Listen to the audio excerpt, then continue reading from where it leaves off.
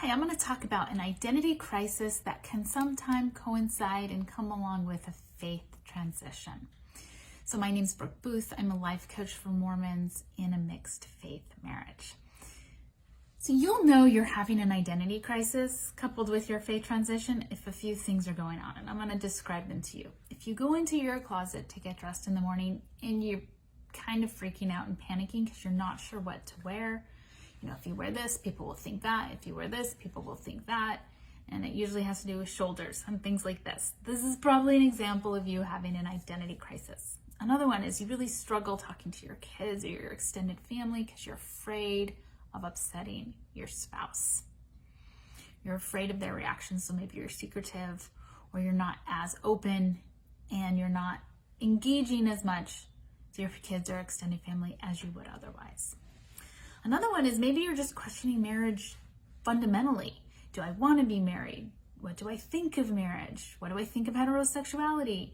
What do I think is religion is the foundation of a marriage? All of these are also really common things that happen in this identity crisis wrapped up in a faith transition. Now, there's nothing wrong with having an identity crisis. In fact, I think it can be a really good thing, but I want to give you some tips to help you navigate the identity crisis that can come along with your faith transition.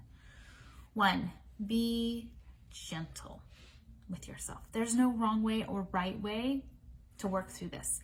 Think about it as like an awkward get to know you game of sorts, like an icebreaker with yourself. It takes courage and it takes vulnerability and it takes time to get to know yourself. So that leads me into number 2 of 3 tips. No rush here. No rush. Take the time. When we start to rush, we trip over our own skis. We swing too far on the pendulum. There is no rush here. And number 3 is this. Be honest with yourself. Ask the hard questions. Things are going to come up. Lean into them. Ask questions that you've never asked before, that you've never been courageous enough to ask before.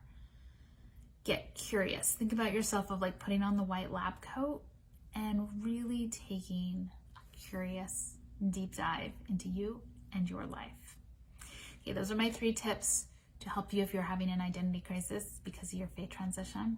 If you are, and especially if it's impacting your marriage, you might want coaching.